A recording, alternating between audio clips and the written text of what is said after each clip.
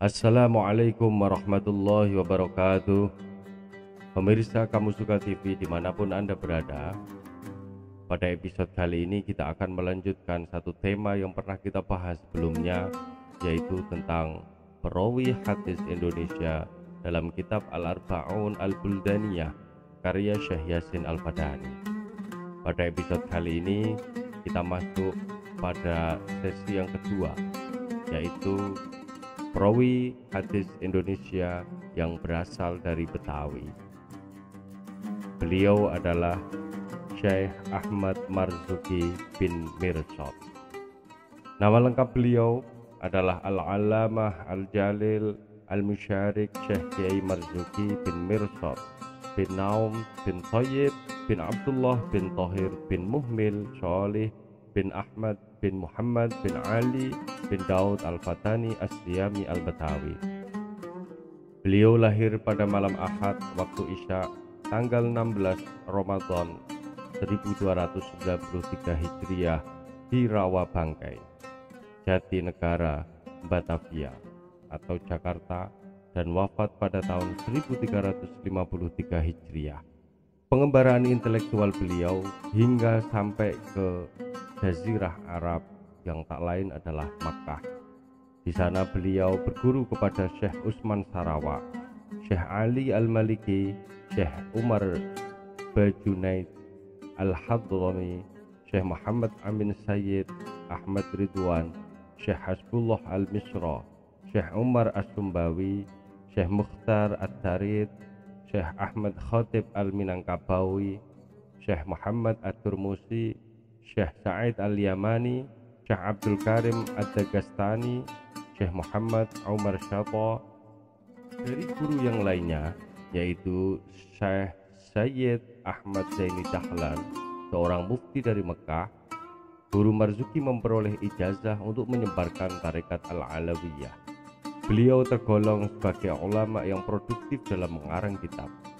Tercatat beliau memiliki karya yang cukup banyak hingga mencapai 13 buah karya.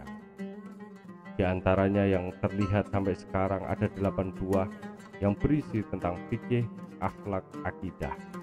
Antara lain adalah Zahrul Basatin fi Bayani Ad-Dalail wal Barahin, Tamrinul Azhari Al-Ajamiyah fi Ma'rifati Tiraf min Fazalil Arabiyah, Miftah Al-Fawzil Abadi fi Ilmil Fiqh Al-Muhammadiyyi, Tuhfatur Rahman fi Bayani Akhlaqi Bani Akhir Zaman. Selanjutnya Sabilut Taqlid, Sirajul Mubtadi, dan terakhir adalah Fadlur Rahman. Beliau dijuluki gurunya ulama Betawi karena banyak menelurkan banyak murid, yang diantaranya adalah Muallim Tabrani Paseban, seorang kakek dari Kiai Haji Maulana Kamal Yusuf, Kiai Haji Abdullah Syafi'i, pendiri perguruan Asy-Syafi'iyah, Kiai Haji Thohir Rohili, pendiri perguruan At-Tahiriyah, Kiai Haji Nur Ali, seorang pahlawan nasional, pendiri perguruan At-Taqwa Bekasi, Kiai Ahmad Mursyidi, pendiri perguruan Al-Falah, dan antara lain yang lainnya adalah Kiai Haji Hasbiyallah, pendiri perguruan Al-Wathaniyah.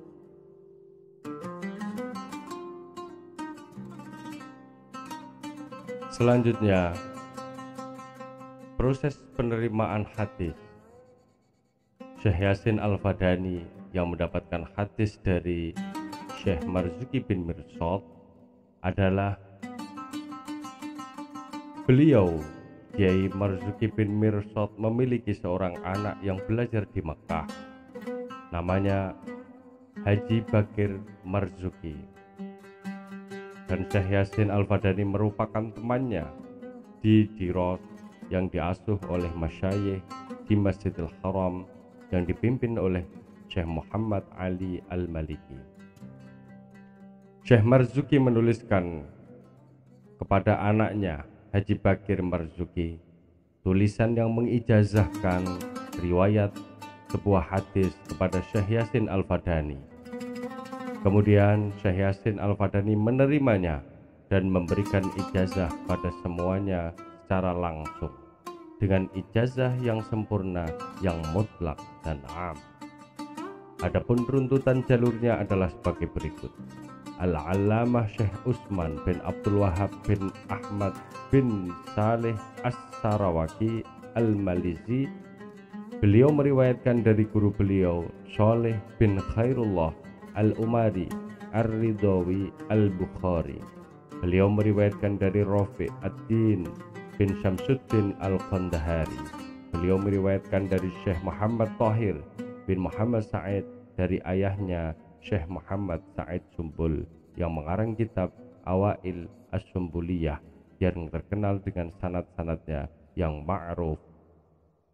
Adapun hadis yang diriwayatkan dari Kiai Ahmad Marzuki bin Mirsad kepada Syekh Yasin Al-Fadani adalah sebuah hadis tentang bersedekah yang berbunyi, innallaha farada ala aghniya'il muslimina fi amwalihim biqadri alladhi yas'u fuqara'ahum lan tajhidal fuqara' idza ja'u aw'aru illa bima yadhi'u aghniya'ahum ala wa innallaha yuhasabuhum yaumal qiyamati hisaban syadidan thumma yu'adzibuhum 'adzaban alima.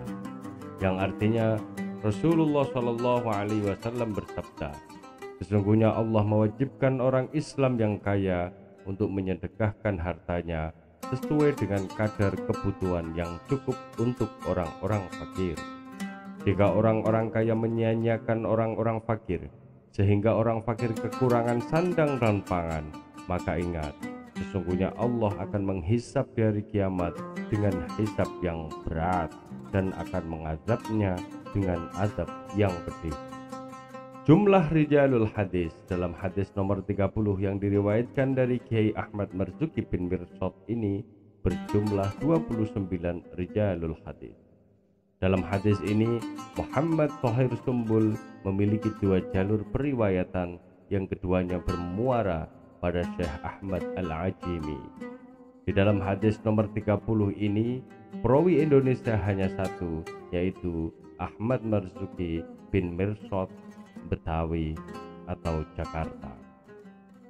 Mengenai derajat hadis nomor 30 ini, dalam kitab Al-Arba'un Al-Buldaniyah tidak disebutkan kedudukannya atau tanpa penilaian. Artinya Syekh Yasin Al-Fadani tidak mentakhrij hadis ini secara lebih detail. Sedangkan sumber rujukan hadis ini diambilkan dari kitab Mu'jam As-Shaghir karya Hafiz Abil Qasim Sulaiman Ibnu Ahmad Ibnu Ayyub At-Tabrani. Demikian cerita sedikit tentang perawi hadis Indonesia dari Betawi yang tak lain adalah Kiai Ahmad Marzuki bin Mirsad. Terima kasih sudah mendengarkan, sudah menyimak acara ini. Semoga bermanfaat. Tetap sehat. Wassalamualaikum warahmatullahi wabarakatuh.